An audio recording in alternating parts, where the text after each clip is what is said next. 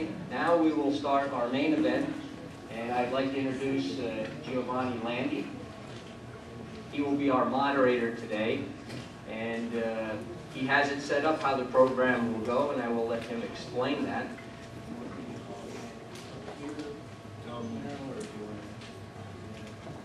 Yeah, you could call that up now. Okay, if any of the candidates want to come up, we'll be up here.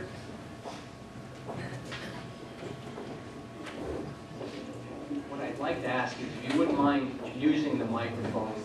We are recording this tonight, and you can find this up on the website that we use, eprc.wordpress.com. We can give you that information later also, and then you can go back to this whenever you want, or share it with your friends that weren't able to make it today.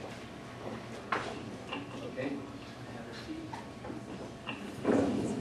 Thank you very much.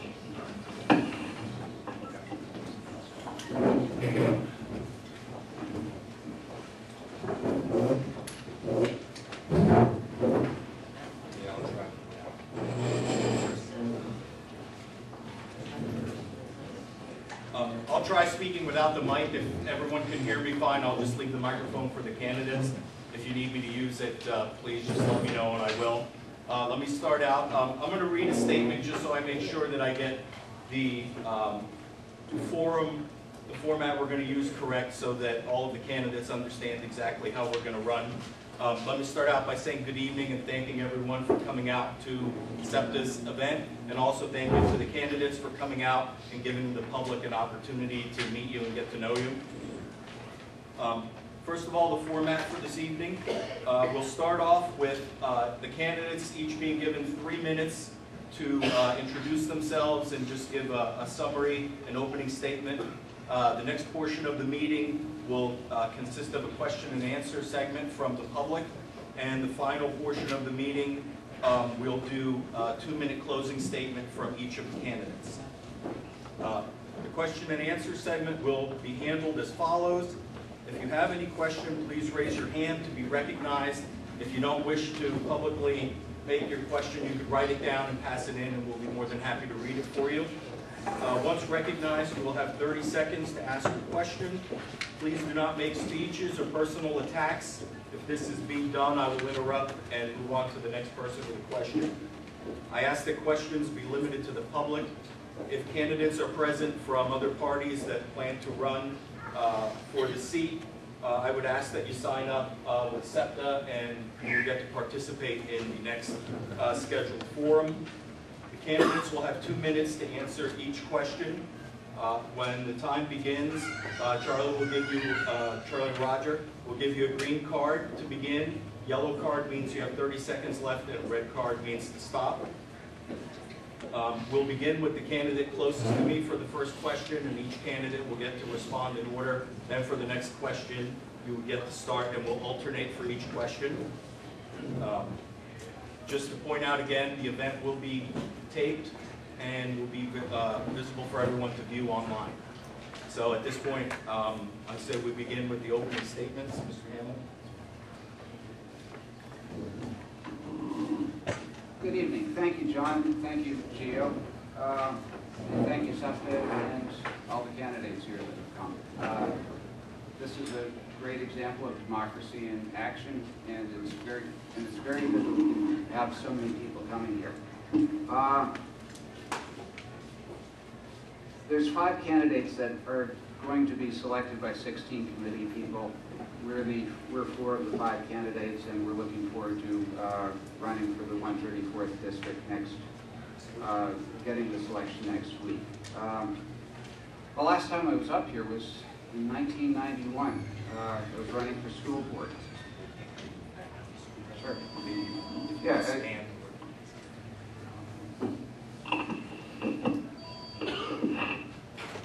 Last time I was here was in 1991, running for school board, and yeah, okay, yeah. The issues are pretty much the same now as they were then, and I haven't changed, and the world hasn't changed either. Back in 1991, we ran as the common sense candidates. We stood for lower taxes, merit pay for teachers, which we did accomplish in that year. We kept the high school where it was rather than building a Taj Mahal. We figured that would save taxpayers money, and we're spending your money. It's not our money, it's your money, and we always remember that. And I'll always remember it now because I've worked in the private sector for the last 33 years. I own East Penn Investment Services. I advise clients on how to invest their money. I read balance sheets, income statements, and I look at trends on a daily basis. I'm really looking forward to tackling some of the problems that we have in Pennsylvania. They're pretty obvious. They're going to be hard to tackle. I'm looking to be a good foot soldier for our governor here. He's tried a lot of reforms this year, and he hasn't had that much success. What he needs is Republicans on board that will back him strongly, not wishy-washy, but strongly, and I'm here to do that. The one thing that we did do when we were on the school board is we kept the salaries where they were because the teachers wouldn't sign. And in doing that, we got the Pennsylvania Labor Relations involved in that. And that's composed of 2 teacher union representatives and 1 other person. So we basically had a very public fight with the Pennsylvania Labor Relations Board, who was trying to tell us how to pay our teachers with your money. And you're finding that the public sector right now is taking a larger and larger share of the tax dollars. The pension system is broken. The pension system needs to be fixed, and we need to get a referendum vote on all real estate tax increases here. And I think that's my red sign. Thank you.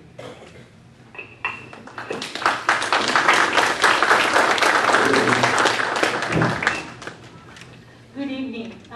It is a pleasure to be here tonight as part of this public forum. What a great system of government we have, which allows citizens to convene publicly and express their desire to be part of the government. Isn't that amazing that we're part of this system and we're part of this country?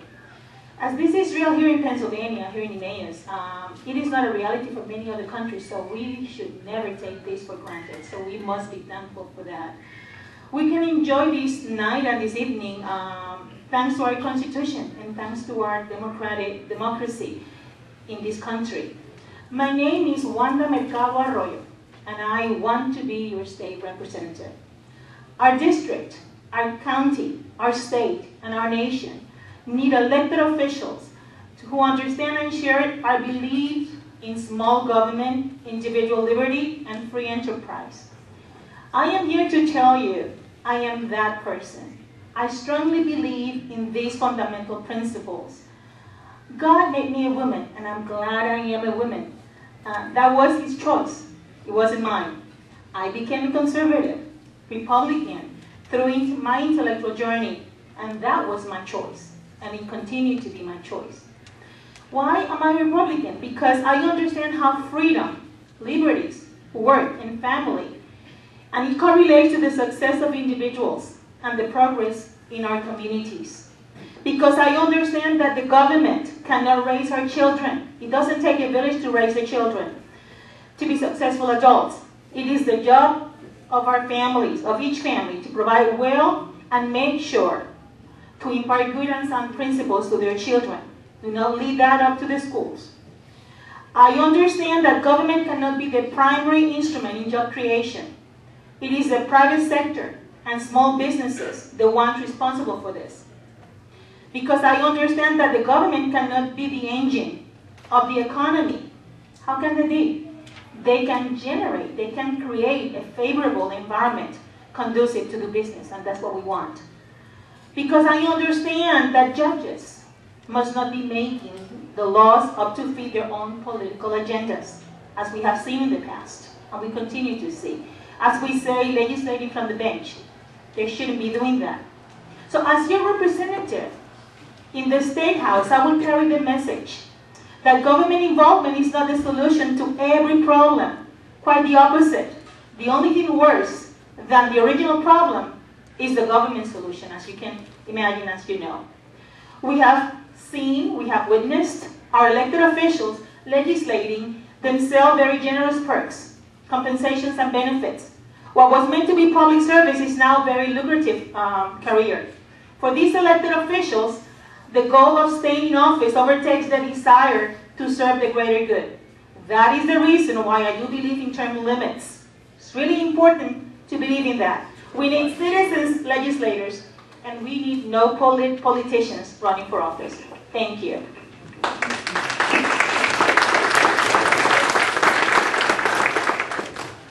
Thank you. Good evening. And I want you to know I'm pleased to be here. My name is Jim Smith. I bring to this table experienced leadership and integrity, and I want to take that to the State House on behalf of the residents of the 134th District. I'm a fiscal conservative. I am vehemently in favor of open government and transparent government, and I believe that common sense, hard work, and integrity combined together will serve the representative of the people of this district well in Harrisburg. And what I've just fed you is a bunch of rhetoric. You can train anybody to stand up here and say what Republicans want to hear.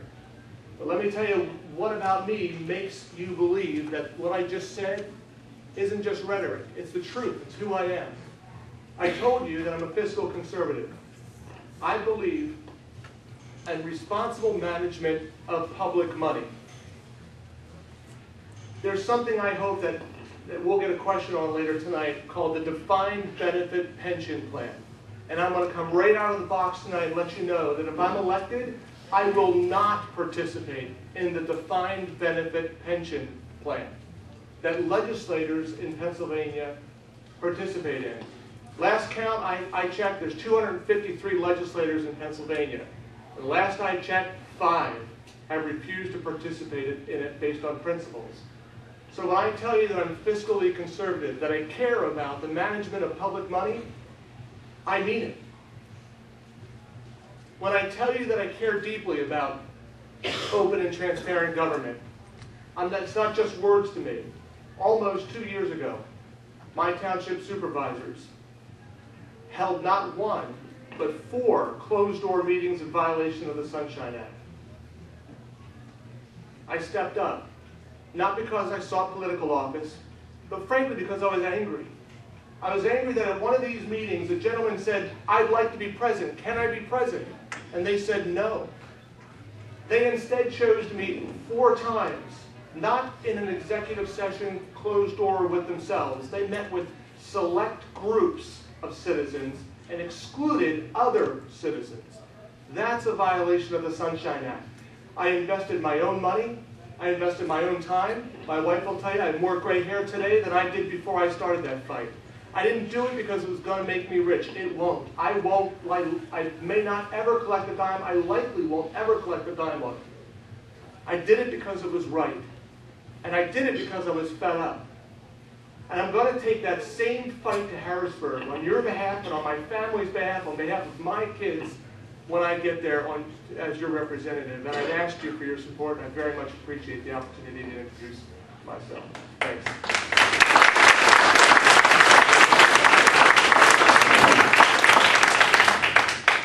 Good evening, ladies and gentlemen. I'm Dennis Nemus. I'm very interested in securing the House of Representatives seat for 134th. I'd like to tell you a little bit about myself. I'd like to first thank my colleagues up here for their expressed interest in state government. Government today, by many people's standards, has grown to the extent it's beyond the regular citizenry of America, and certainly in Pennsylvania. I'd like to tell you that I served as a high school principal for 30 years at Northwestern Lehigh High School. One of the things you might say, well, why is that an important feature for this? That's a public sector position. I heard Jim just refer to the defined benefit issue versus the defined contribution issue. As a high school principal, I can tell you that school boards are elected every 2-year cycle for a 4-year term. One of the things school boards are charged with is fiscal management. As a high school principal in 30 years, never once did the budget exceed the quoted budget proposed to the public.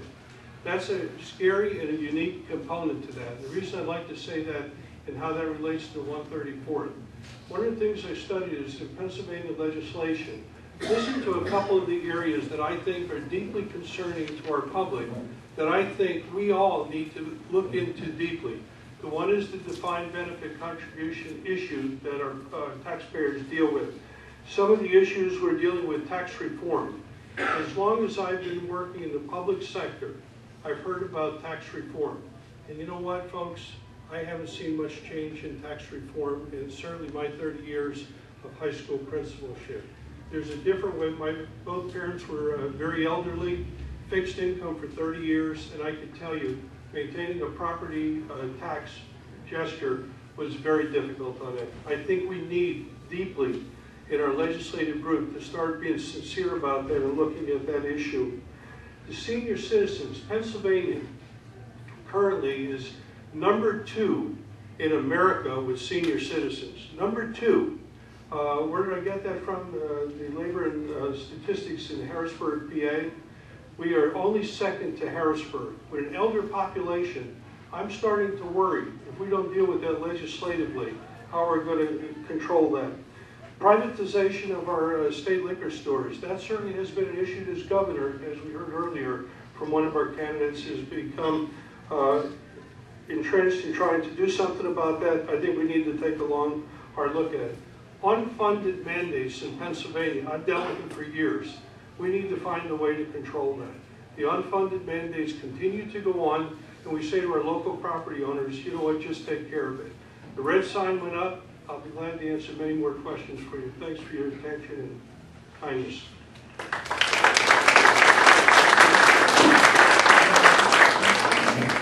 Okay, that's it for our opening statements. I just want to reiterate to the candidates, please be mindful of the signs. We want to try to get in as many questions as we can tonight. I'll start off with the first question, and then after each of the candidates get to answer, we'll go to the audience. My question to all the candidates is, what is the #1 most important issue you see in state government, and what is your solution or your proposal to tackle this issue? We'll start with Mr. Hamill, and we'll work our way down again. I brought some charts with me today.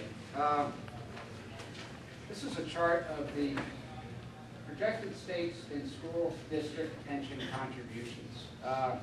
You're looking at a 500% increase in the next 5 years in the pension obligations. This is the #1 issue facing our Commonwealth.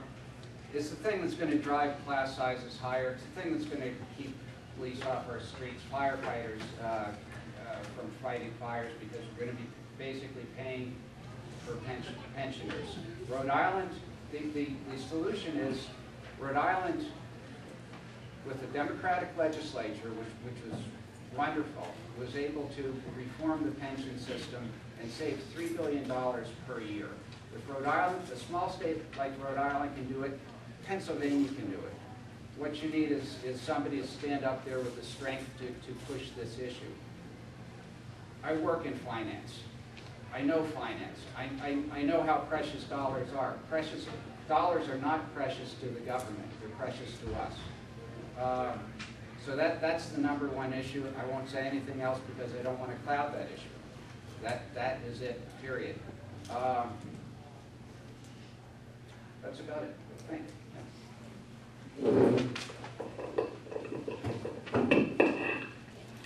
Good evening again, and I'm sorry it took me longer before. But I would like to keep it short this time. I do believe the most important issue for our state right now, besides what Mr. Hamill said, is education reform. We need to make sure we tackle education. We need to make sure we educate all our students.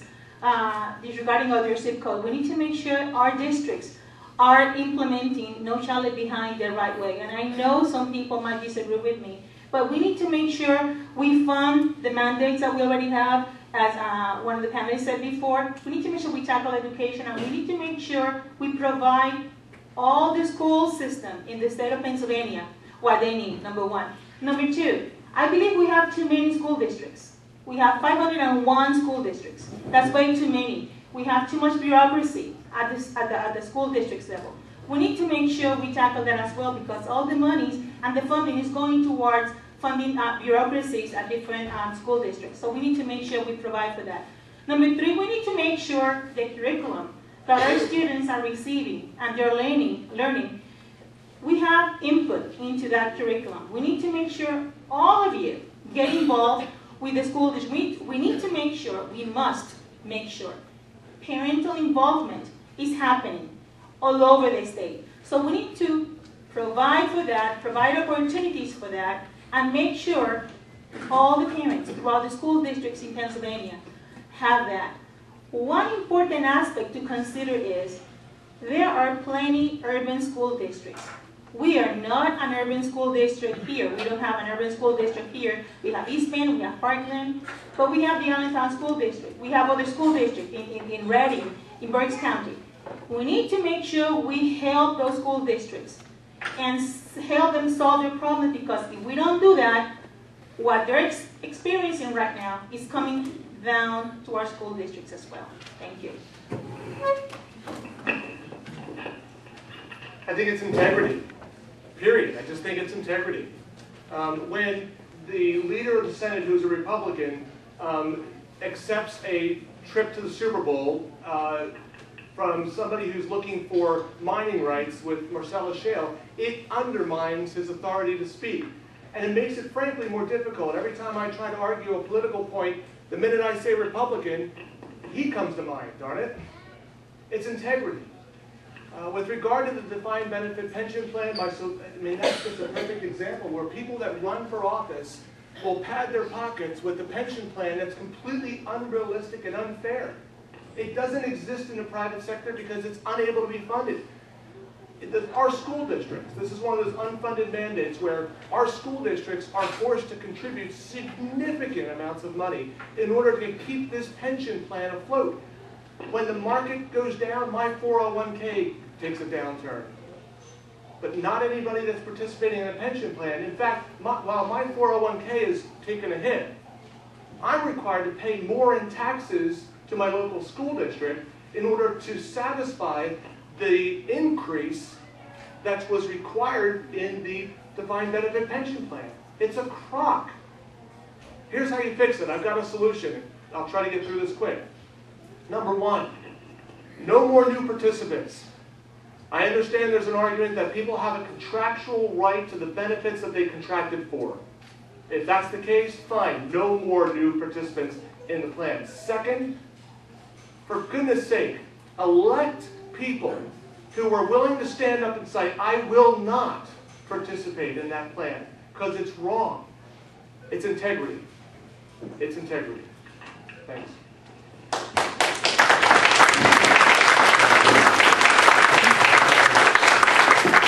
Thank you, Joe. I'm going to just support the component of integrity. As I've made about 200 phone calls in the last 2 weeks regarding some of our local populace as to major issues, and one of the words I did hear from a lot of the folks is integrity. Translate that back to what I see as a major issue facing Pennsylvania is the issue of tax reform. The tax reform issue is burdened into a couple major issues. The mandates that drive the tax increase without relatedness to a reform in terms of how we extract those tax dollars to do that. One of the things Jim just spoke about is the issue of the compensation plans and pension funds. And honestly, Governor Christie in New Jersey, I believe just yesterday announced to his representative groups that he would like to see all of those defined benefit packages disappear in New Jersey.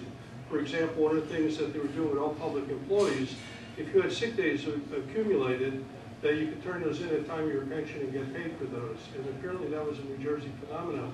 In Pennsylvania, if you look at some of the things that have been mandated by legislators, if you take just the pension issue alone, we have schools, in the high school that I ran with 800 kids 3 years ago, 800 2 years ago, 800 last year. Honestly, we were down 14 people. In public education, that was almost an unheard of phenomenon to reduce staffing.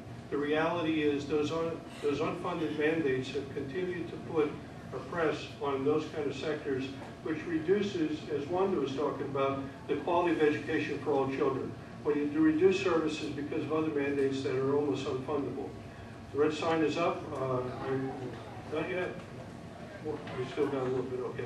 Those unfunded things do reduce the amount of quality education that takes place for all children. And then in that same breath, we have to define what is quality education for all children in the state of Pennsylvania, not some. Why do some get, for example, a baseball stadium? Why do some get a swimming pool and other children don't have access to that?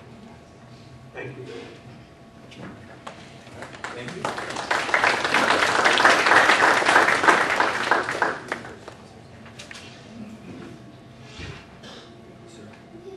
Okay, for our next question, Mr. Royal will go first. Does anyone have a question? Yes, I would like to ask each of the candidates what their standing on vouchers. Yes. Did everybody hear the question? The question. Repeat the question on the microphone. Yeah, the question is what are standings and vouchers, correct? Yes. First of all, I do believe that's a great component for the educational system to have vouchers. Why? Because parents will have choice where to send their children. I don't believe the argument that tells people that when you do vouchers as well as you do charter schools and you believe in that, you're taking money away from the school district. I've been in education for a great part of my life. I was an educator and I am a school administrator as well. So I do know exactly that that's part of the story. However, we need to make sure that we do as in the private companies do. We compete for the best schools, and parents, when they have these vouchers, they'll be able to take their children to the schools they believe they need to take them. For example, if you want to make sure your child receives education in terms of faith, and you want to take your child to a school of your choosing, then you have the right to do so. Because the school system will not do that for you, and we don't expect them to do that. So it's our responsibility to do that. So I believe that's a great asset to have. So I believe in that. However, I believe we need to have education reform in our state. We need to make sure we make all the teachers and all the administrators accountable to the community. They need to make sure, and I hate to hear people saying, because no child left behind, we have to teach to the test. That's so incorrect. We have to teach to the standards. Everyone has to learn something. We need to have some kind of an outline of what is the core curriculum that we need to learn. And our students the same way. So we as teachers have to be creative on how to present the material. Therefore, we need to make sure we teach not to the test.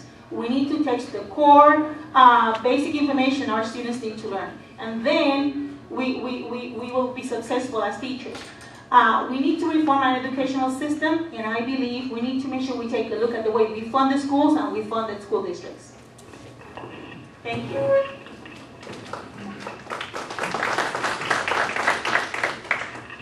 I'm a big fan of school choice. I think there's something in us about Americans that we want to have a choice to leave what's good for what's best, especially where it concerns our children. So I'm a big fan of school choice. I think the arguments and the issues surrounding school choice and vouchers really come down to an issue or a question about funding for public schools. I think people are frustrated. I think that people are frustrated when they see a school teacher retire at 55 and live really, really well. I don't have any problem with somebody who works hard, retiring at 55 and living well. But that's not why people go into teaching. People go into teaching because they care about kids and they want the next generation to have everything that they had. Public education is a fundamental part of who we are, so it's important. But I think I just was on the phone today for about 20 minutes with the business manager of the Fleetwood Area School District, my school district. And her biggest complaint was not the fact that there exist charter schools or not the fact that there exists some competition. She says, bring it on. The problem is that these charter schools would amount to an unfunded mandate. Harrisburg says charter schools are a good thing. The problem is that the school districts have out of pocket $12,000 for every time a new charter school pops up and wants to buy a kid a laptop. And that's not fair to the school boards who are trying to budget to provide this fundamental part of who we are in a public education. So it's a complex issue, but I think I'm in favor of school choice. I'm also in favor of fiscal responsibility as it concerns our school boards. And I dislike the fact that Harrisburg throws that nut to the local school districts and makes them fight with consumer taxes and fund it. Thanks.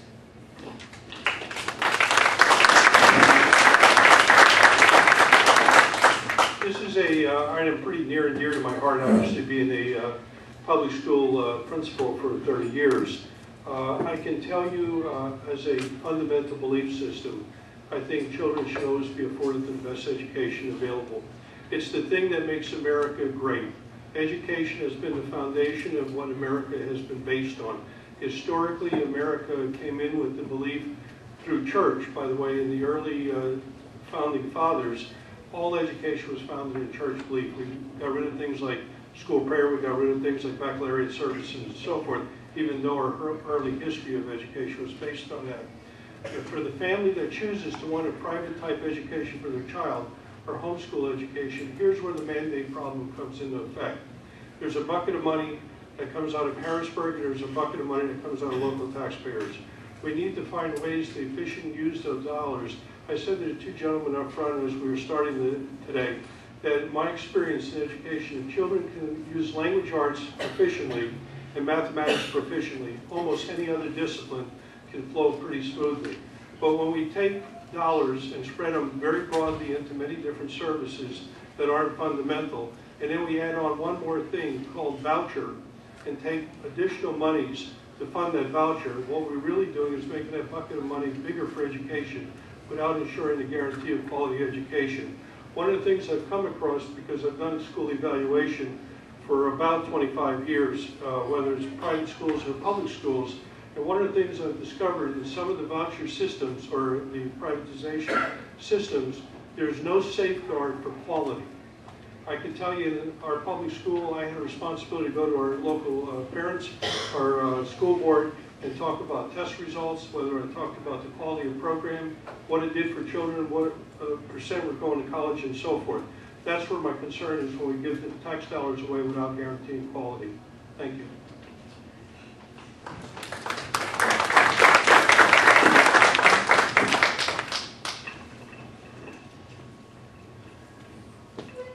I have a daughter that went through the Catholic schools here. I have a son that went through some of the Catholic schools, but he did go to Emmaus High School. Catholic schools are having a hard time right now staying open due to financial realities. And they do a wonderful job. My daughter came out just with one of the best educations that you could get at Central Catholic. I've donated time and effort to 7th generation school here in Emmaus, and I've never seen more involved parents and more interested students. I had a discussion with a second grader about her favorite president from the 1700s, for instance. It was a very good conversation. The word voucher is a lightning rod. Which is too bad. I think that it's very important, like our governor said, that the dollars should follow the student. Lately, that SB 241 failed, and it was to get money into the parents' hands, and that was too bad. I certainly would have voted for it. And that's why you need people that will stand strong and speak their mind when it comes to this legislature. There are Democrats, there are Republicans that want to appease, and there are Republicans that stand for their principles.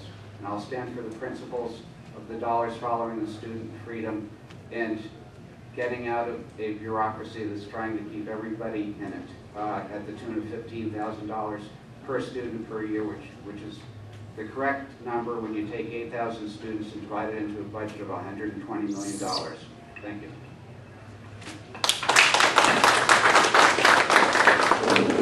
I have a quick follow-up to that. SB 241, are the candidates familiar with it? Show of hands, who would have voted for it? Okay. All right. Any? I think I've already gotten one answer to my question from Attorney Smith. But how many of you here, by show of hands, are willing to forego the pension that is afforded a state legislature in writing?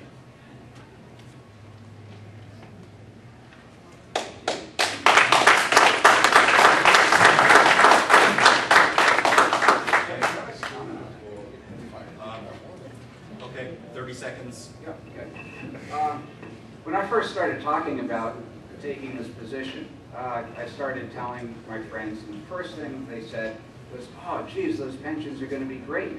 And all they think about in public servants right now is these guys are coming to rip them off, take huge pensions, retire early, and live the good life. And that's not reality. That's why I will not take any pension, whether defined benefit or defined contribution. And I'll make that statement right now at the Concerned East Penn Taxpayers Association meeting. Thank you. Would anybody else like 30 seconds? No. I would take the exact same position that was just rendered. I believe we've been put on this earth by a Heavenly Father for the purpose of service. I believe that. I believe that in my entire career. The reality of working towards a pension in the legislature, I think, is an unnecessary benefit. I don't have any desire to be a career politician. I happen to be a citizen, a legislator, if you would. I have the opportunity to serve in this capacity, so there's certainly no intent on my part to do that, to take pension. Yeah, when you run for public office, I do believe that you really want to think about the greater good. You're not thinking about becoming wealthy. You're not thinking about anything for yourself. You're thinking about serving your state, serving your country. Therefore, it is important that we choose legislators who are not who are not looking for building a political career. We need to make sure we choose legislators, people running for office, that want to be there and have a term limit. And they will do so when the time comes. Thank you. I'll say thank you very much for the question, because if you didn't ask it, I was going to have to. So thank you. And I'll take another couple of seconds because I didn't mention it during the last answer. All three of my kids this year, just for your information, are homeschooled. They were all involved and enrolled in the Fleetwood Area School District last year. It's a personal decision my wife and I made. And I would be foolish not to introduce my trophy wife of 18 years, Jennifer, who's here with me tonight and supporting me, and I appreciate you coming on. Thanks. Thanks for the time.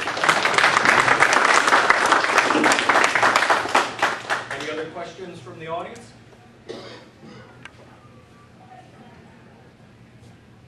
I listened to all of these things that you've said, and I think that they're wonderful things that you're stating. You know, they express a lot of the things that are heartfelt by me. But I think one of the things that concerns me about state government, not only in Pennsylvania, but I guess in most of the other states of this United States, is the structure of our state government. We send all of you out there, we elect you, you all come from districts that have the same populations, but you're not equal. There are those who are elected who are more equal than others, and they are the ones who control state government. And one of the controls that they use is the committee system. And I've found in my experience as an attorney that I've run up against the committee system in state government many times and have been defeated by it, because there are a few people who are elected representatives who really control state government. And I'd like to hear all of you respond to that. I share your frustration. Attorney to attorney, I share it. It's not just in state government. There seems to be this expectation that if I run for office, what's the next step? Put me on a committee. Let me control the committee. Let me control who gets in front of the committee. It's frustrating. What it does is it takes a system of government that at its core is designed to give us all equal playing field, or to put us all on an equal playing field, to level the scales. And it gives some people the power to modify those scales and make it harder for our voices to be heard. That's frustrating.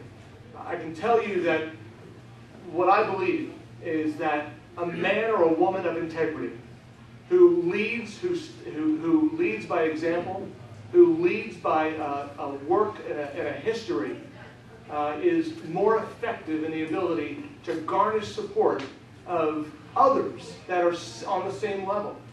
So that if you have a committee person, that committee person's strength comes from twisting the arms of the lower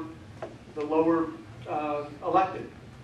And I think that if the lower elected had somebody to lead them, to corral around, somebody who was making decisions based on principles, something I call principle-based decision-making, that we could overcome that uphill battle.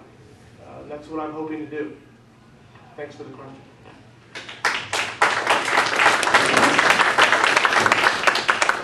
Thank you for that question. I've been either fortunate or unfortunate, depending on what side of the fence you look at it from. I've testified on a wide range of issues in our capital.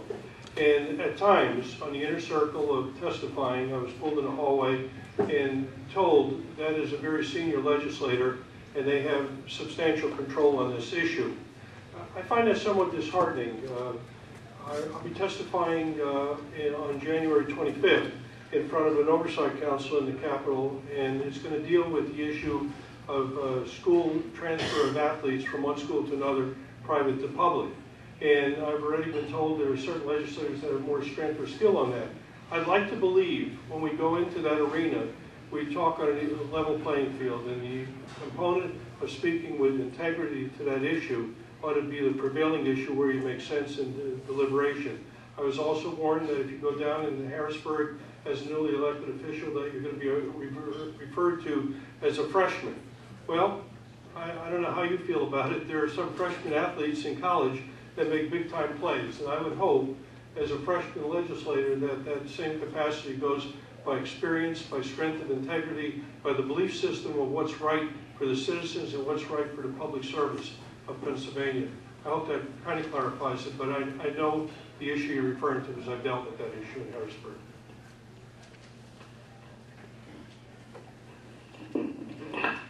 There's not a single system made by man that isn't corrupted over time. The committee system, in theory, should put experts in their field in charge of ideas concerning that field, and we should get a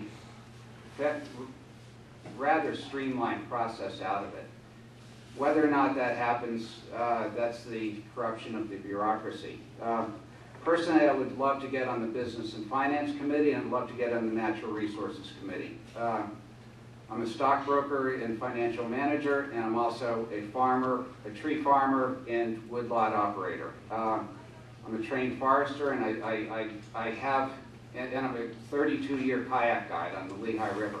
I have skills and I have interests that nobody else has. I'd love to get on the Natural Resources Committee and the Business and Finance Committee and use the committee system to our advantage and not fight it. Thank you.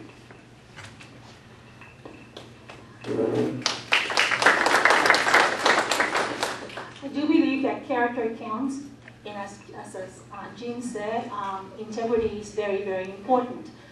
One draws their strength from your belief system. If you have a strong belief system, you'll be a strong person and you can accomplish anything you're there to accomplish. So I believe that if you have that strong belief system, you will be able to accomplish much regardless of the committees that you are part of and so forth. So I believe that.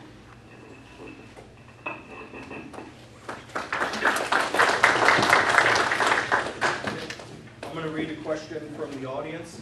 Do you have a record of speaking out against property tax increases at your school board meetings, county commissioner meetings, at Taxpayer Association, or other public venues? Please give examples. I believe you're first. I do have a record, obviously, being in a public school environment. The things that we've been asked to do sometime in managing a school budget, particularly a high school budget, which is pretty diverse. In all instances, the budgets I've presented have gained, I think, pretty strong community support in a relatively conservative community in terms of expenditure. We stayed with some fundamentals. I think the management of that has been consistent and strong, and by the end of the fiscal year, my budgets have always been pretty well sustained. I have testified in front of a number of legislative committees in Harrisburg on mandates and suggested that as long as they're not going to be funded, we not move forward with the mandate. In a number of instances, I opposed certain mandates, whether they're going to be funded or not, because all of them are extracting dollars from the local taxpayer or on the statewide budget for tax structure. I've served on a number of board of directors in Pennsylvania College. I've served on the Middleburg Board of Associates. I've served on the Pennsylvania Scholastic Athletic Association. In no case has I ever been responsible in letting a budget go over the limits that what we had set up. We've done it with fiscal responsibility. I happen to be a fiscal conservative in terms of expenditure process. I believe the track record I've had with those kind of agencies have been very, very successful. So I have spoken in terms of getting committee support for those kind of budgets and been able to maintain both in the public and private sector.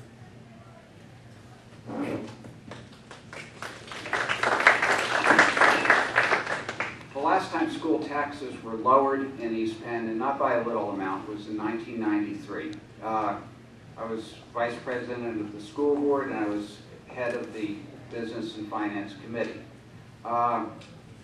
We looked at what we could spend. We controlled our expenses. We didn't build a Taj Mahal, and we accomplished a lowering of taxes. We would have done more if there weren't a double counting of $1 million at the time. A month ago, I spoke at the school board meeting. There's 5 school board directors here. It's nice to see them about this exploding pension issue.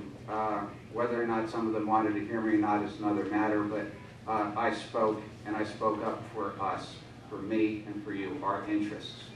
On another matter, I did sue the Lower Macungie supervisors successfully 4 years ago, including a developer that was on one of the boards there, and I kept Lehigh County Authority from taking land from me, along with the Lower Macungie Board of Supervisors. I'll stand up for what's right, and anybody that knows me knows that, and it's my pleasure to be able to say I actually lowered taxes and I'd do it again. We'd find a way.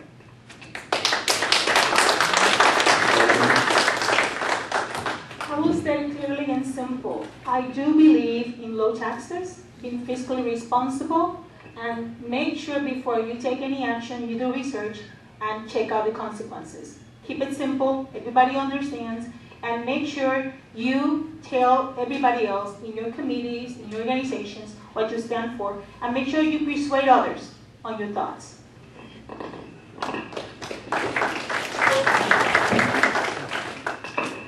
I have spoken. In fact, last year, Fleetwood Area School District had open meetings about budget issues. And that's when I started to understand a lot more about this defined benefit pension plan. It's hard to say. I should have it down, but it's the defined benefit pension plan. I started to learn more about it as I was going to these meetings, and I started to study it. I handed out a graph. Many of you have. If you don't, there are more up here. It demonstrates, I asked the school district to provide for me, the Fleetwood Area School District, provide for me the largest 3 unfunded mandates that concern you and your board. And this is what they gave me. They gave me charter schools, they gave me special education, and they gave me the defined benefit pension plan. They call it the employer share of the pension. It's really the taxpayer share of the pension. The first 2, the charter schools and the special education, over the course of a couple of years, grew modestly. But if you look at the last section, the employer share of the pension, and this is why I went and I spoke in front of the Fleetwood School Board on a couple of occasions last year, this number is going atmospheric. In 2008, 2009, it was budgeted at $733,000. In the next year, 800,000. The next year, 1 million. This year, it is budgeted at $1.48 million. Do you know what Fleetwood's struggle last year was? The budget deficit? It was $1.4 million.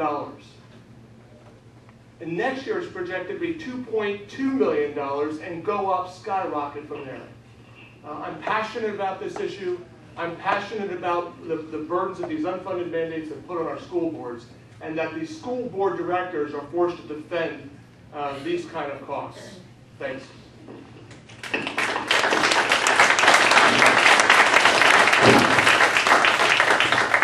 Any questions from the audience? Just to get off the topic a little bit, cleaning the schools pretty hard. How can well, it's just a brief answer from each would be sufficient. How can Pennsylvania best take advantage of the growing Marcellus shale and natural gas industry? And along with that, are the suggested problems associated with it, like tainted water supply, are they overstated, understated? Did everybody hear the question? Okay. Mr. Gannon? The Marcellus shale is the most wonderful thing to happen to Pennsylvania in a long time. 5 years ago, there was a chance that the United States was going to be running out of natural gas. It was the fracking that caused all of a sudden our energy costs to go down. 60% of the people in this country heat by natural gas. It would have been a complete disaster without that. That being said, as a river kayak guide and somebody that holds natural resources near and dear to my heart, there hasn't, the problems with Marcellus have been more sloppiness, which are being solved by private companies dealing with the problem rather than an inherent issue of fracking fluid getting into the water supply. Halliburton, one of the directors of Halliburton recently drank a cup of fracking fluid that they're using. So, and it's it's encased, it's triple encased, and there's been no evidence that it has been leaking. That the water that goes down into the ground at 10,000 feet has been leaking into the groundwater. What has been a problem is getting rid of the waste, and private companies are dealing with ways of getting rid of the waste. So thank God we do have this great natural resource.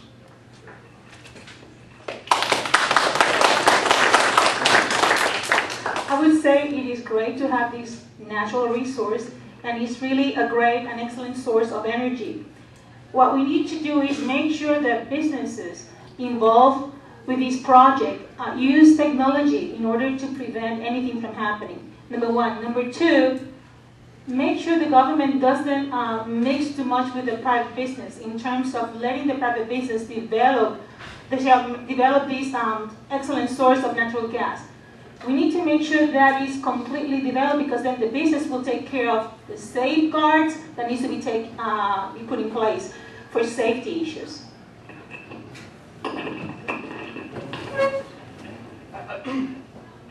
I have a bachelor's in science and math, but I'm no scientist, I'm no geologist. I don't know the answer as to whether or not the fears are overstated or understated. What I do know is this, that there is a proper limited scope of government as a role in our lives. And one of the things that falls within the proper scope is making sure that our infrastructure is safe, and that it's profitable for us, that we have it there to use. Bridges, roads. I also believe that the government, within its proper role, should investigate and determine, unencumbered by special interest groups, the honest impact that this drilling has on the neighbors, on the community, on everybody in Northeast Pennsylvania that's got a well. I think they owe it to us to do that. So I'm a little bit fearful that when you have politicians who are on the committee that's overseeing this investigation, who are taking trips to the Super Bowl, that are funded by people that are involved in the Marcellus shale, I'm all for private enterprise. Keep the playing field level. Don't cheat by buying my senator off. That's all I'm saying. Integrity matters, and it matters particularly where you have an investigative committee designed for the purpose of understanding whether it's overstated or not. Thanks for the question.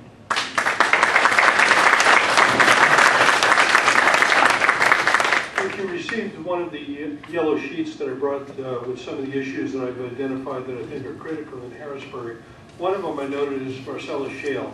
I've talked to two people of science backgrounds that have some knowledge and some interest in this issue, and I got two opposing opinions. One was that there is no safety risk, and another said there is a safety risk. I go into initiatives when I hear no safety risk with somewhat of a skeptical ear. And I do that for this reason. It doesn't mean you say no to it. It means that we've had BP do major drilling in the Gulf, and you know and I know what happened to that. Supposedly, every safety feature was occupied. The fishermen in that Gulf, which I happen to be a pretty avid fisherman, suffered some income loss, and BP said they quickly took care of that. I would want to go into it with a clear understanding of what the scientific data says before we make a decision. I was asked last week by one of our local residents, if you go forth and support the continued Marcellus Shale drilling, what safeguards would you bring to Pennsylvania?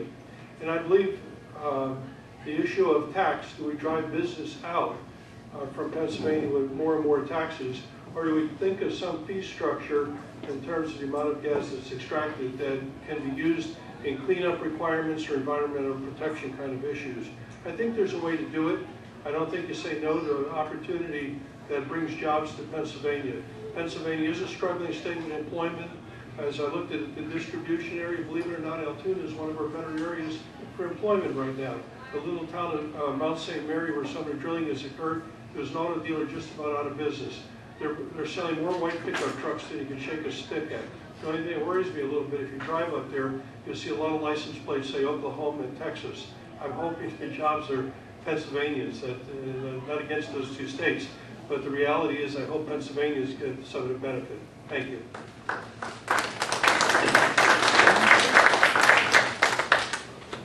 Show of hands, I have a quick question. Raise your hand if you've read the Pennsylvania State Constitution. Okay. Any further questions from the audience? Yes, actually a two-point question here. There's been some movement in Harrisburg about reducing the size of the legislation. And also, I'd like to hear from each candidate what your position is on term limits. Did everyone hear the question in the audience? No. Okay. I'll repeat the question. Hold on a second. No, it's Mrs. O'Connell's turn. Can you repeat, please, the question? I was one of them. What is your position on reducing the size of government? I think there are I heard 253 representatives right now. I believe there's a move afoot that's been going on for 10 years by former Senator Michael Pate, was trying to pass legislation to reduce the number of districts, and in doing so reduce the number of representatives and senators. And then the second question is, what is the position of each of the candidates on term limits? Okay. The second question, I have made myself clear. I believe in term limits. I do believe strongly on that, and I believe it's important because we need to make sure there are so many politicians and career politicians, and they want to build a career. Going to Harrisburg to, instead of serving the people, they want the people to serve them. So, as you know, some of our legislators have got paid increases, benefits, and pension plans and all that, and they're not thinking about the taxpayers. We're paying for that. So, I mean, I'm very honest, and I believe in term limits. I haven't decided what term limits, though, but I'm thinking about that, so I will let you know how many terms by state representative and senators. So that's the second question. On the first question, we need to think about the number of people that each one of the state representatives is serving. So if we, let's say, put 2 districts together, 3 districts together, we need to think, and we need to research, and we need to talk to the people. We need to talk to all of you. And we need to know exactly how do you feel about that. Will you be represented? Do you feel represented if that happens? So that's the key question. Number 2, what are we going to be accomplishing? What are the savings for us? What are we saving? How much money will we be saving out of the budget? Number 3, how will that impact our communities? How will that impact our school districts? So those are the key questions we need to ask in order to be able to make a decision. I can tell you right now, I believe that we can merge, and we can merge 2 or 3 districts, but I will be responsible for me to tell you that, because I need to do more research. I need to find out exactly if there's any other states that have done so. We need to make sure we take a look at that and see what happened, what's the plus and what's the negative impact of that to happen.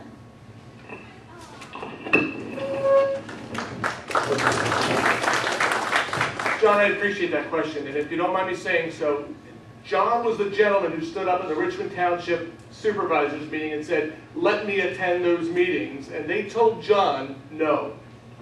John's a good man. The question that the part-time, reduction in the size of the legislature, I'm not sure I like the idea of reducing the size of the legislature for this reason. A state representative currently represents X number of people. I don't know what. 60,000 people. If we cut it in half, you'd be representing 120. Your contact with that person would be reduced in half. Is that your access to him? I would fear would be reduced in half. What I am in favor of is looking at a part-time legislature. I love the idea of cutting our pay in half, having to be still responsible to the voters, and for goodness sake, just let's get it all done in a matter of a couple of months and go back to working. I like that idea. Term limits. I think there is such a thing as term limits. They're elections. That's my response to that. I think that what we're lacking, however, is a knowledgeable voter base. You, the people that are here tonight, are a few. Are the few that care enough to spend your night in a social hall to hear people tell you what they believe, how they stand on issues. And it's unfortunate there's not more involvement. And this is a great crowd, but it's a shame there's not more people out here to listen to the positions we take on issues that are important to the voters. So that's my position on it. Thanks.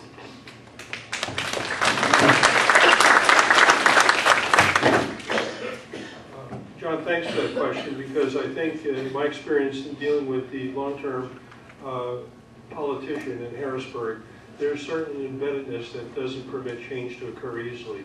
So therefore, I believe in term limits. In saying term limits, particularly for the House, one of the changes I would favor dramatically is that we move away from a 2-year term to a 4-year term. And there's a reason for that. I heard one of the Fox News commentators the other day remark, you realize, and he was saying this to the American public, he says, you realize that Obama has been campaigning for the last year and for this upcoming year to re-win the political election for president. And honestly, the 2-year term, and I've served in a variety of committees and directorships with terms of anywhere from 2 years to 6 years. My experience is the first year you learn a lot. You obviously go in hopefully with some wisdom and understanding and research before you go into that. But I would like the idea of changing it to a 4-year limit for the House, and I know that's embedded in a lot of history. I do believe in term limits. I've already declared very clearly I have no desire to be a career politician. I would like to serve, at least in its current capacity, a few terms, but certainly not 20 terms as some have done here in Pennsylvania. The issue of representation, I happen to agree with, I don't think we need full-time legislators. I happen to believe that we have people that serve in a half-time capacity. Knowing my personality style, if you notice my resume, I typically as a high school principal work 60, 70-hour weeks. That was my record. My record was also, and I've stated that very clearly to the community, I will call you back the same day you call. That doesn't mean if I get a recording that you're in, that means I might not contact you, but I made a vow to myself and to the community that I owe you a call back the same day. Thank you.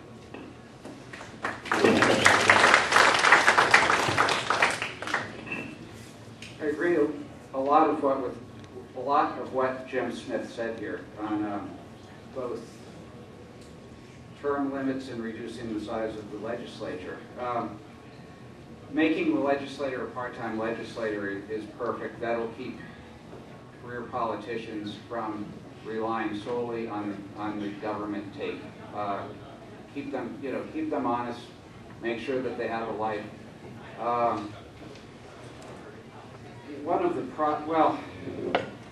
problems with reducing the size of the legislature is that places like Berks County, which is all rural, will not get as much representation if you do reduce the size. So I'd say keep the size exactly where it is.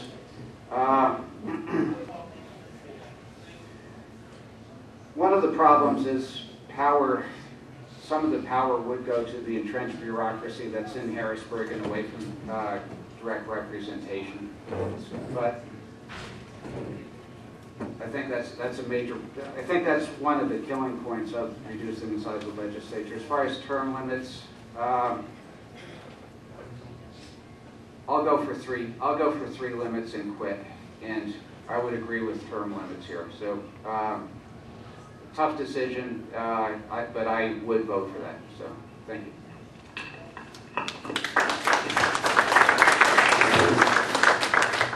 Okay, I have a written question from an economic point. What would you do to help increase employment within the Commonwealth? Mr. Smith, did everyone hear the question? It's what would I do to increase employment throughout the Commonwealth? And I think that as a general rule, and I think everybody up here ought to be in agreement with this, that you take government and remove it as far away as you possibly can from my ability as a business owner to grow my business. I've been in business for myself. I started my own law firm 6 years ago. I remember telling my wife that in the weeks leading up to the decision to leave the firm that I was with, this may not work out. And she said, that's okay. We're in it together. Let's do it. 6 years ago this past Thanksgiving, that was when I left the firm and started my own practice. I've been in business for 6 years, and I can't tell you the frustration I feel on at least a monthly basis in trying to get ahead and trying to reinvest the money that I earn in things like we just spent $6,000 on a copier, scanner, fax, everything else. I hope it someday drafts things for me. But it's those kind of investments or reinvestments that I hope to do, and the tax burden is just killing me. The taxes that I pay, not just the income taxes, but the employment taxes, the security taxes, FICA, and all that, it is burdensome. If I had more money at the end of the day, it wouldn't be going in my pocket. I'd be growing the firm. I'd be hiring another paralegal. I'd be hiring another attorney. I'd be doing a little more work in the community, perhaps, in order to get my name out there. That's the way that private sector is supposed to grow the economy, and that's the way that you create more jobs and increase employment across the state. Thank you.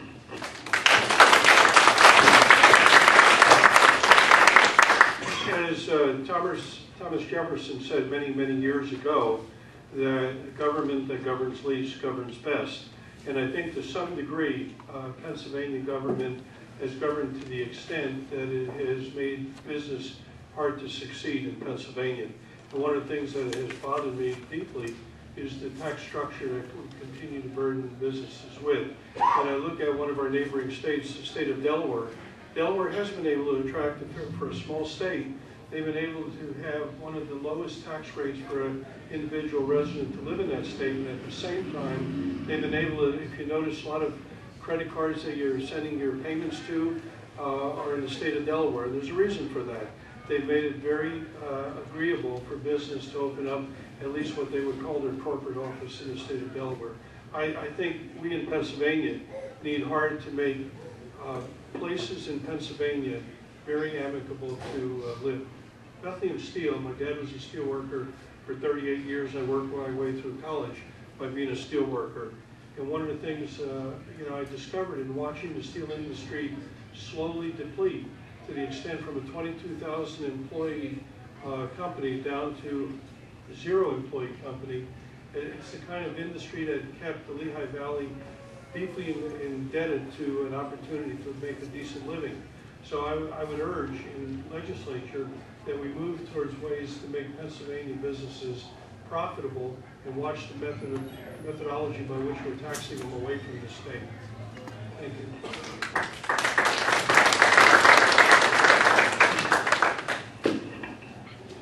I've achieved the designation of certified financial planner and accredited tax preparer. I do my own taxes and I do other people's taxes to a limited degree, although I hate doing it. First, one thing I'd love to, when you feel like in Pennsylvania tax reform, there's very, very few deductions. That rate that you pay is basically the rate that you pay everything. So, you know, look at increasing deductions. But most importantly, I would work hard to make Pennsylvania a right-to-work state. There's no better way of increasing jobs than doing that. If you look at other states that are right-to-work states, they're the states that are growing. If you look at states like Michigan, with Detroit in it, that are heavily unionized and regulated, those are the ones that are stifling business. That's the number one thing. I would support most, if not all, of the Pennsylvania Right-to-Work Committee's recommendations, and basically seek some guidance from them on that and be a leader in this. The other thing is make sure that Marcellus is used properly and it is extracted. And I guess the other thing is I did a lot line adjustment. I saved a 20-acre farm along Little Lehigh Creek 4 or 5 years ago. I did a lot line adjustment in order to save it. Between protecting it from the takings of two different governmental bodies and a representative of a government body, and going through the hoops, it cost me $57,000 to do a simple 2-lot line adjustment. Insane. It drove me nuts. It was one of the hardest things I ever did. I'm very knowledgeable about government regulations, and boy, I'd like to do away with everything that can be done away with. Thank you. How can we increase employment here in Pennsylvania? It's very simple. Lower taxes. Make Pennsylvania a very friendly, conducive to business type of environment for the state. Send legislators down to Harrisburg that will work on that. Help and work hard to make Pennsylvania a right-to-work state. That's really critical. Once we have that, we can take a look at states like Texas. It's a right-to-work state. They're doing very well. The economy is flourishing. They have a lot of jobs being created. We can do the same thing. So we need to work hard on that.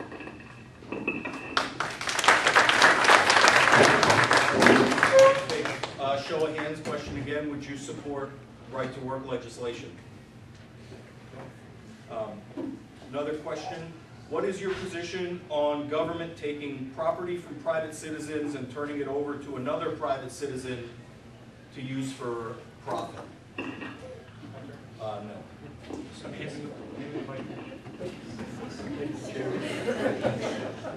Jim must have a real strong opinion on this one because he was ready to grab the microphone.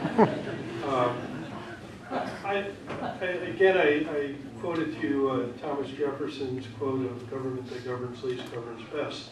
And I have a deep concern when a private citizen has some property, and we just heard Mr. Hamill talk about what he had to go through with some property preservation.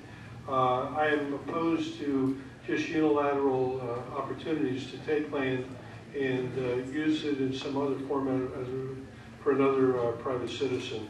I think it creates immense legal battles. I think it creates some property divisional issues in the community that creates hardship for the community.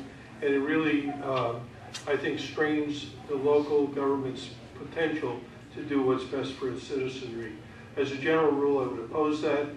There has to be some overwhelming reason, even for government on a priority basis, to take land for the general welfare of its citizenry. To me, that's a paramount issue. Land ownership are the very fundamental. The tax structure we have in America is based still on the historic component land ownership is some measurement of an individual's wealth. And I know that's changed pretty dramatically, but I would, as a general principle, oppose that kind of concept of taking land for another citizen's benefit.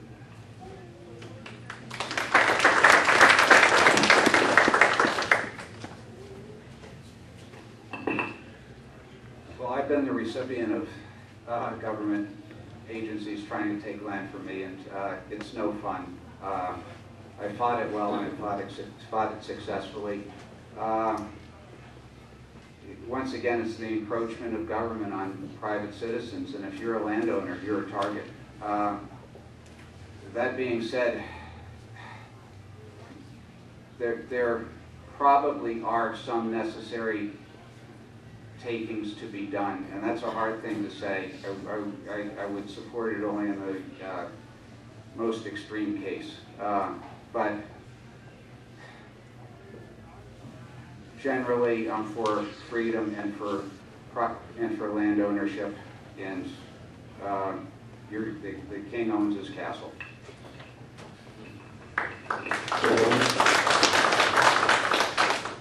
I will keep it short. I will oppose it strongly, and I believe there needs to be legislation in order to protect us from that from happening. It must be a very, very strong case built for that, but I strongly believe that shouldn't happen in our country.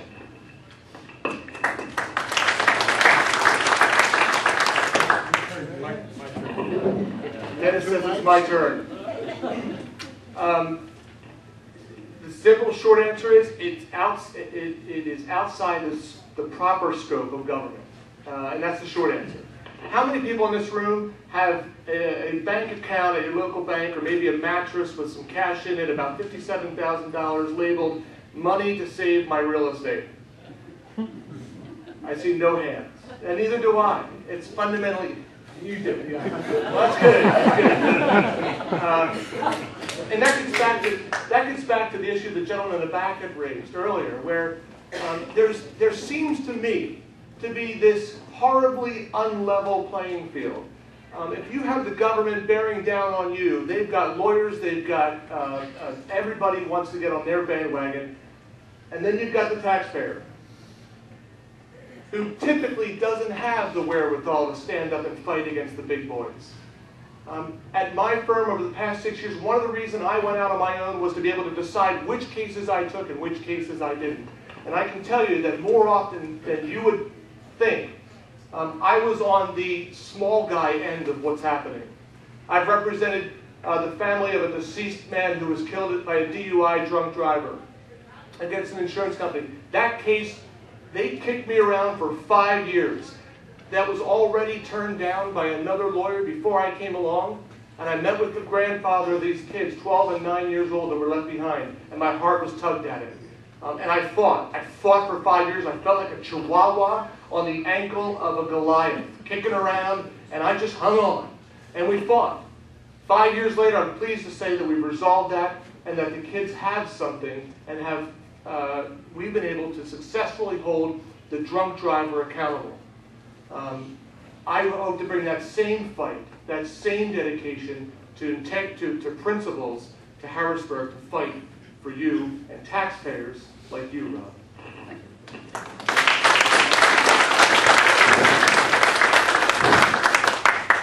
We'll do 2 more questions, and then we'll have closing statements. The question that I'm going to ask is a question that I don't often ask, but it's a question of electability. The Democrat candidate is likely the guy who ran against Doug Reichley last time, Patrick Slattery.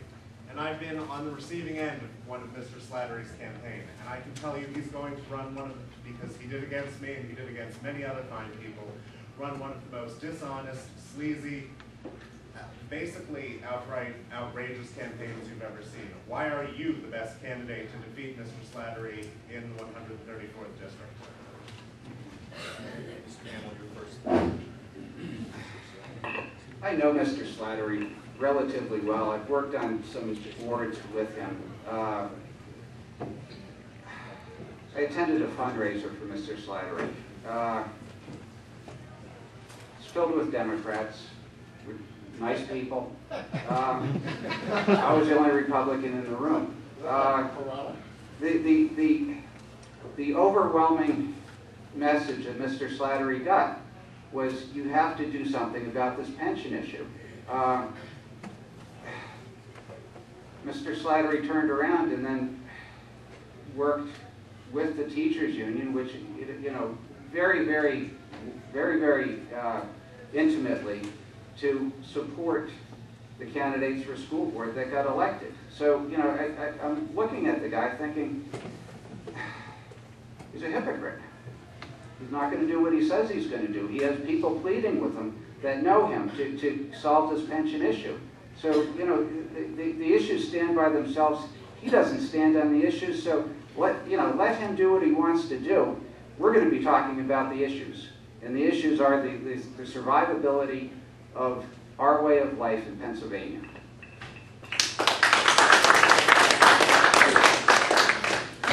Well, I don't have the pleasure of knowing Mr. Patrick Slattery.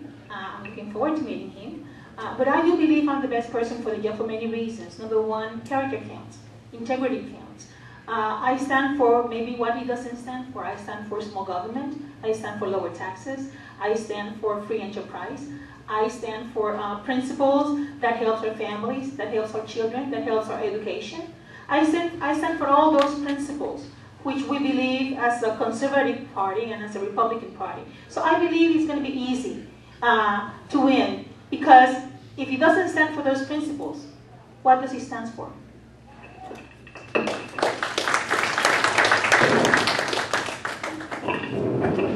Sitting here jotting down notes, I think that I can beat him. I think I can beat him for this reason. I think that I walk the walk, I talk the talk. My life and my history and what people know about me, the people who know me, the people that are in this room who know me, know that I fight. Know that I stand up for what's right, not because it helps my pocket, but because it's the right thing to do. And I think that the people of this district, the people across Pennsylvania are longing, I'm longing, to cast a vote, not because they're an R or a D, but to cast a vote for somebody because they make decisions based on what's right. I long for that opportunity, and I suspect that there's a lot of people in this room who share that view, who share that longing, that desire. I'm that candidate. Not because I've got a long line of wealthy Republicans. My father's here tonight. Thanks, Dad. My dad was an electrician. He worked for 40 years, 40 plus years for the same company. My mom is here too. I'm sorry, Mom. She's a homemaker. You're in trouble now. I tell people I have more blue in my collar than I have in my blood. And I mean that, and I think that resonates with people, not just with Republicans. I think it resonates with hardworking Democrats. I think it also resonates with independents. And in this district, you've got 18,000 roughly registered Republicans. You have, is that up? No. Okay. Yellow. Let me go back. You have 18,000 roughly registered Republicans. You have 16,000 registered Democrats. So you have a $2,000 lead, or 2,000 voter lead. Wish I had a $2,000 lead. But here's the kicker. You've got about a 6,000 registration of independents. Those are the people we need to convince that I'm worthy of their vote, that I can be trusted with their vote, and that I'll work hard for them when I'm their legislator.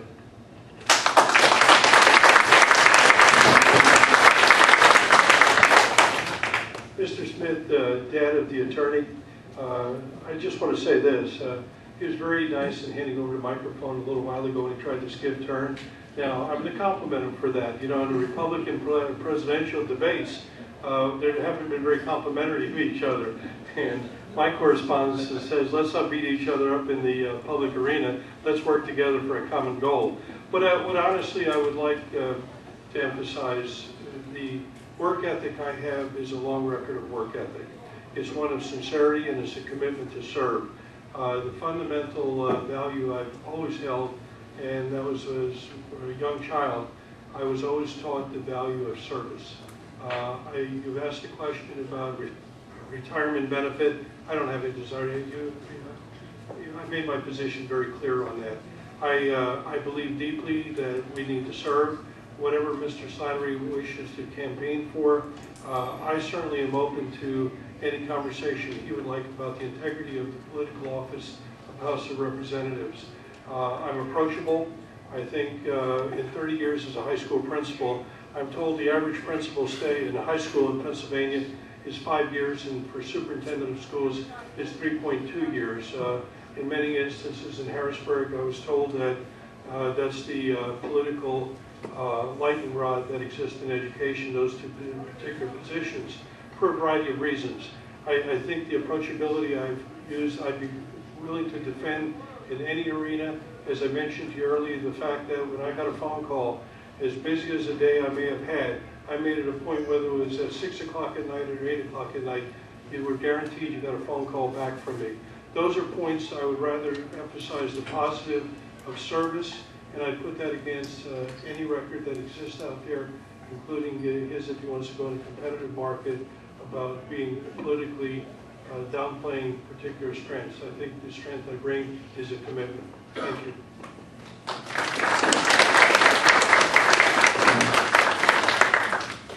I think that'll be the last question for the evening. We want to leave some time for meet and greet after the event.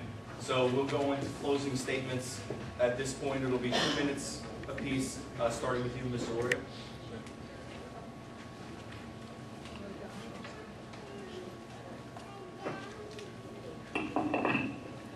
First of all,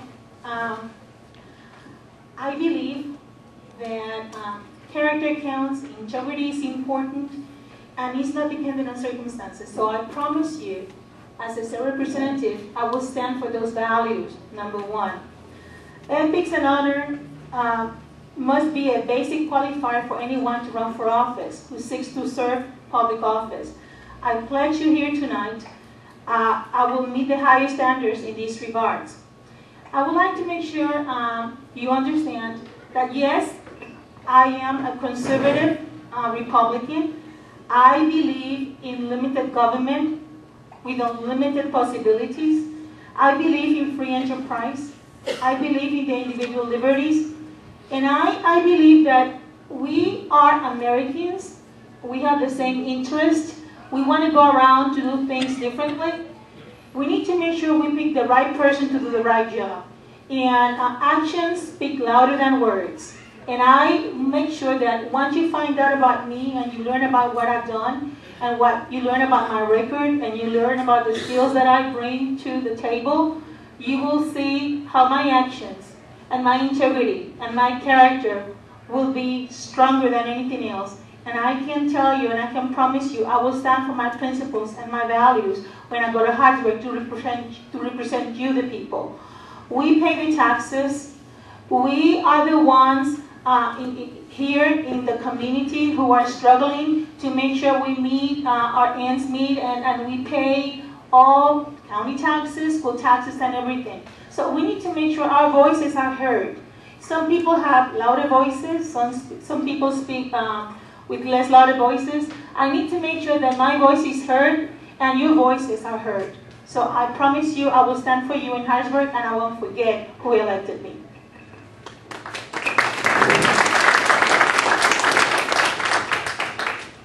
I promise that if I'm elected, I'll serve this district and every single individual in the district, like-minded and not, with integrity. That I will work as hard for you as I have any of my clients over the past 13 years of practice. I'm a consensus builder in addition.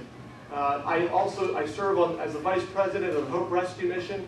It's a nonprofit homeless shelter, faith-based homeless shelter in the city of Reading that doesn't take one dime of federal funding. It's funny, somebody held up a yellow flag in the back and instantly I think, oh, time's up. I represent, or I also serve on the Executive and Finance Committee of the Berks County Bar Association. The Bar Association, I don't know if a lot of lawyers tend to be on the left side of the spectrum. We had a meeting last Thursday morning and it was a great meeting. We wrestled with something for an hour and in the end I'm pleased to say that the decision we came to, the recommendations we made to the whole board were very Republican in principle. I'm a consensus builder. And I hope to be able to take the experience that I've developed over the course of the years of my practice, the life experience that I've had having 3 great kids and a good wife,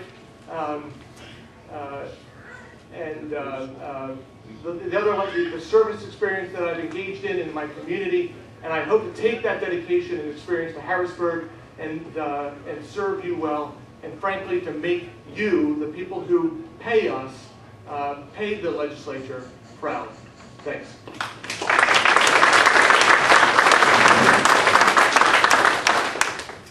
First of all, I'd like to thank all of you for coming out this evening. I know it's one more night on some of your agendas to be out, and I deeply appreciate that. I particularly appreciate the fact there were 4 of us that were able to make it tonight and just express a variety of views that we think are going to be important to address for Pennsylvania.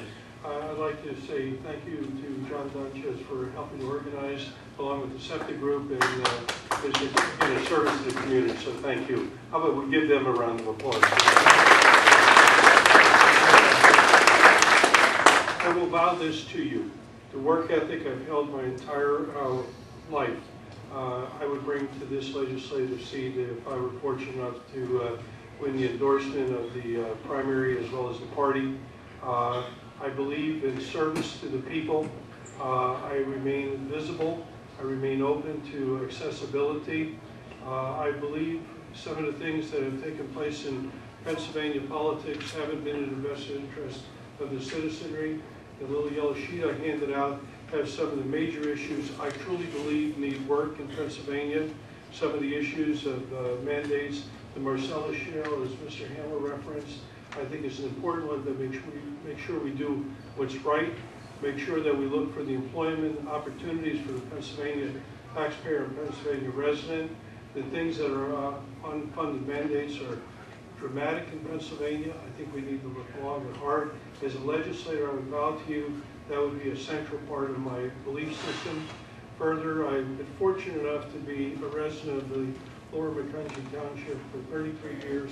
It's a great township. It's one that has grown at a dramatic pace, sometimes too fast for the ability to stay up with the infrastructure, or sometimes the infrastructure may be pushed to development. So I think those are all issues we're going to look at. I believe deeply in this position. I promise you this, if I'm elected candidate, I will serve diligently.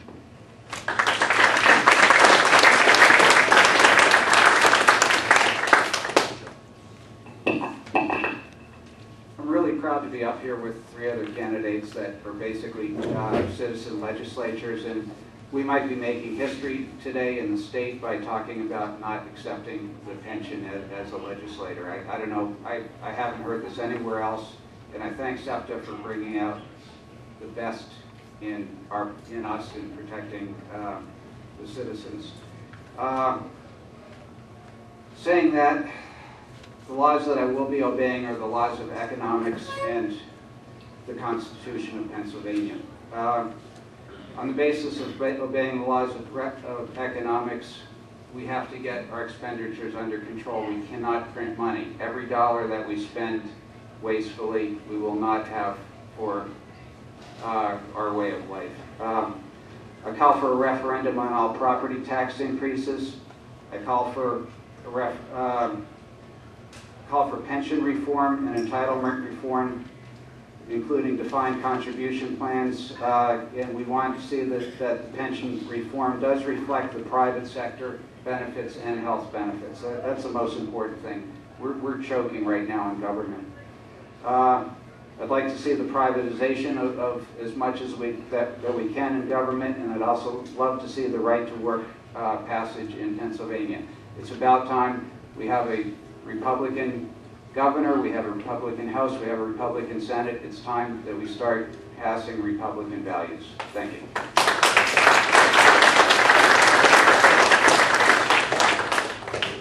Once again, I would like to thank all the candidates. If we could just have a round of applause for them.